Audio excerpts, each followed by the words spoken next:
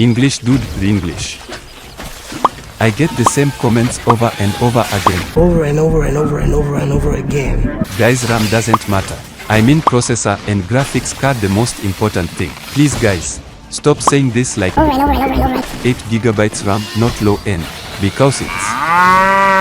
As an example, I played Need for Speed Most Wanted with 16 GB of RAM, and as you can see, it's almost unplayable or at least unenjoyable, because the integrated graphics card on this motherboard is not powerful enough. And it might sound surprising, but even 4 GB of RAM is enough to run new games.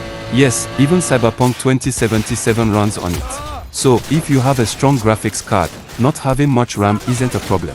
But if your integrated graphics card is weak, it doesn't matter how much RAM you have, the game won't be playable. Okay guys, now let's jump into the video.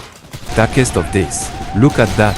This underrated gem released in 2009 is just a low-budget game that still looks good to this day. And, of course, even low-end laptops can run it easily. Orcs Must Die, a blend of tower defense and third-person action, where you must strategically place traps and weapons to fend off hordes of orcs and other monsters. This War of Mine is a good tactical game that not everyone will be able to understand what is going on in the game. It's a survival game that reminds you of the grey and grim of war. The adventure combined with a little story behind make the game very realistic. Mark of the Ninja, a stealth platformer where you play as a ninja, utilizing shadows and silence to outwit enemies in stylish and satisfying ways. Rise, Son of Rome, an action-packed hack-and-slash game set in ancient Rome, featuring brutal combat and cinematic visuals inspired by Gladiator and 300. Art of Rally, a stylish racing game with a retro aesthetic, reminiscent of classic rally games, featuring challenging tracks and beautiful landscapes. The Witcher 2, The Assassins of Kings. A long, complex, deep and adult game which becomes one of the best PC RPGs this last years, although its high difficulty level might set back some players. Metal Gear Rising: A Revengeance. Awesome game with awesome soundtrack, DMC-like gameplay, great graphics for 2013 year.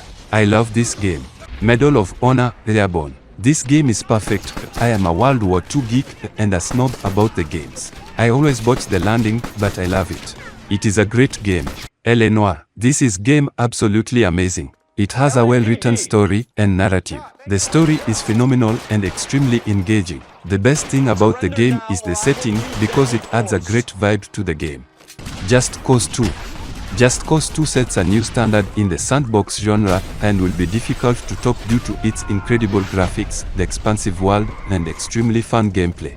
Bikini Karate Babes, the best game in the history of the Universal Absolute GOTY. Seriously, this game is so trash that it's surprisingly entertaining. It supports local co-op, so you can play with your friends.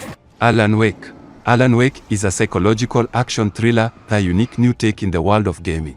The game is set in an idyllic all-American small town and its surroundings in the state of Washington.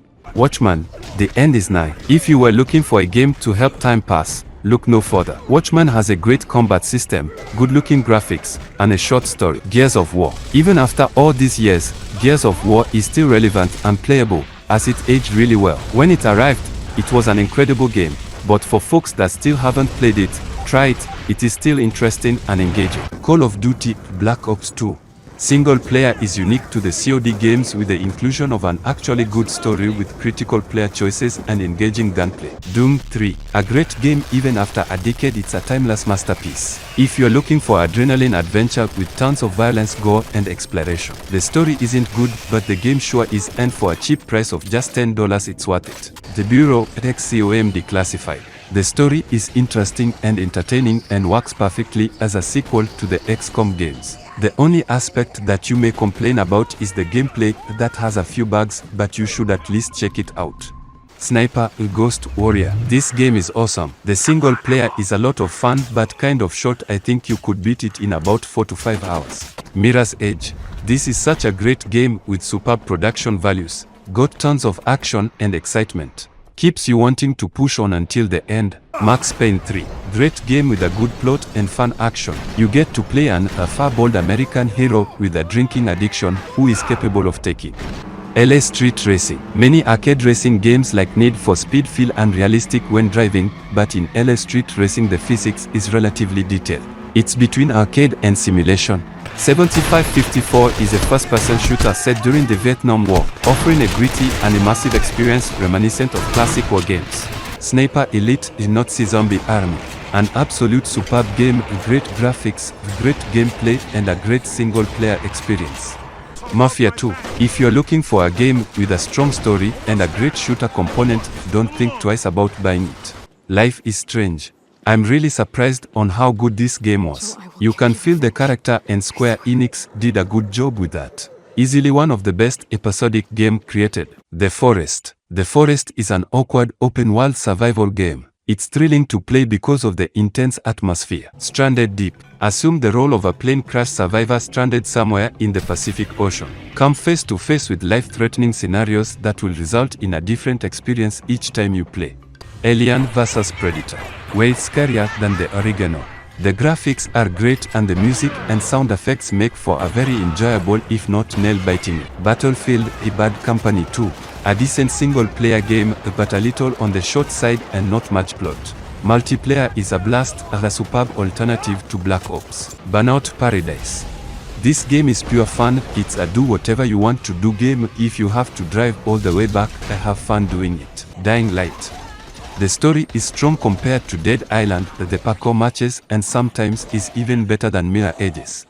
And the combat is actually awesome. Deus Ex: A Human Revolution. It is just like the original but with all the new tech. The gameplay is great. You can choose your own way around or through obstacle. The characters are well done if not amazing. DMC: Devil May Cry. Combat and gameplay of this is fantastic. Only problem is the short story and the boss combat. Otherwise the game is pretty good. I love the graphics and environment. I run smoothly on i3 with Intel HD graphics. Assetto Corsa is another great optimized low-spec, friendly masterpiece. AC is a wonderful racing simulator, inheriting the technical proficiency of Simbin's GTR2 and a factor modding attitude, and bringing them both to a new level. Dead Space. One of the best sci-fi horror games out there. Amazing ambience, story, and gameplay. This is the game equivalent of the first Alien movie. Tomb Raider 2013. Rebooting Tomb Raider is the best thing that could have happened to the series. The game is full of story-wise emotions and superbly directed action scenes, and it still has a very strong human factor. Rainbow Six Vegas 2. The cover mechanics, the little firearms, the satisfaction of working with a smart team, plus maps that couldn't get done in time for the single-player game and some returning classics make multiplayer golden. Need for Speed Most Wanted. My all-time favorite NFS. The driving experience is awesome. You have an open world where you can drive around and those pursuits are always fun. The blacklisting is one of a kind. You can tune your cars into supercars. Guys, this is fantastic game. Far Cry 2. It's amazing how the physics of this game still are better than the newer Far Cry titles. Also, the setting and story are way better than in Far Cry 3, where the experience was ruined by a group of brats Jason had as friends. Dead Island. Dead Island is an open-world, first-person view, zombie survival horror with item collection and character skill advancement trees. It's as if Borderlands and Dead Rising got together and had a baby. That baby would be Dead Island. X-Blades. This game sells itself on being a hack and slash with a scantily clad female protagonist. That's what it is. Don't expect a AAA story or groundbreaking graphics, but it's still fun if you don't take it too seriously. Loader Racing Club. Basically, this game is the Russian version of Need for Speed. It may sound good, but Loader Racing Club is pure trash. If you're very bored, it might be worth downloading because you can explore the city of Moscow. Call of Duty Modern Warfare 3. From start to finish, Modern Warfare 3 seeks to bring you on a ridiculously explosive and action-packed ride. Mars Warlogs is a sci-fi RPG set on a colonized Mars, featuring deep role-playing mechanics and a compelling story reminiscent of the Mass Effect series. Lost Planet, a sci-fi third-person shooter with epic battles against giant alien creatures, reminiscent of a blend between Gears of War and Starship Troopers. Remember Me, a futuristic action-adventure game with a unique memory manipulation mechanic, allowing you to alter people's perceptions and rewrite history. Kane and Lynch, Dead Men is a gritty crime thriller with intense shootouts and a morally ambiguous story, perfect for fans of the Grand Theft Auto series. My Friend Pedro, a hyperviolent action game where you team up with a sentient banana to perform stylish and acrobatic gunfights, reminiscent of John Wick with a surreal twist. Victor Vran, an action RPG with a focus on fast-paced combat and customizable playstyles, offering a refreshing twist on the genre with its dynamic challenges and movement mechanics.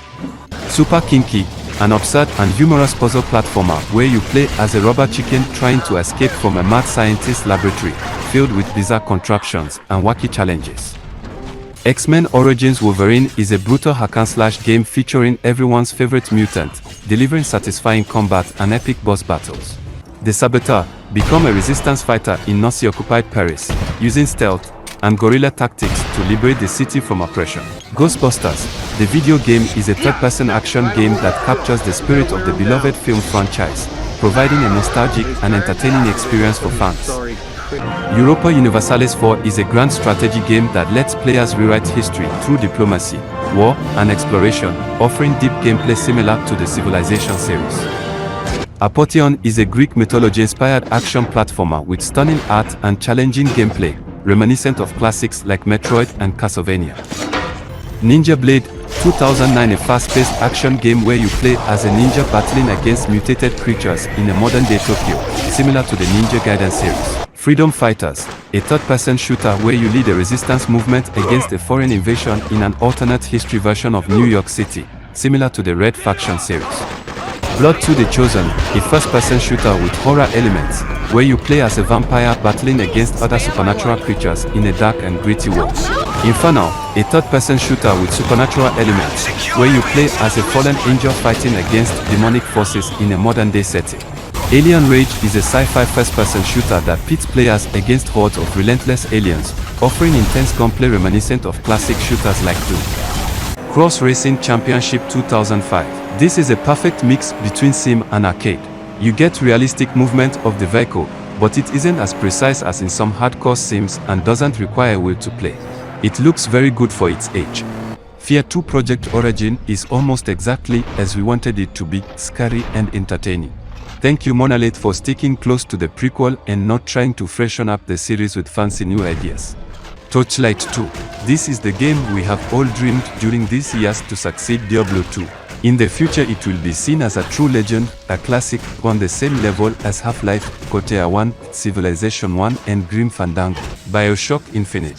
This game is one of the best story experiences I have ever played. The art/design is amazing, really showing what a floating city in the sky can be seen as. The graphics complement this really well too. Badland is a visually stunning side-scrolling adventure with innovative gameplay mechanics, offering a surreal and atmospheric journey reminiscent of Limbo.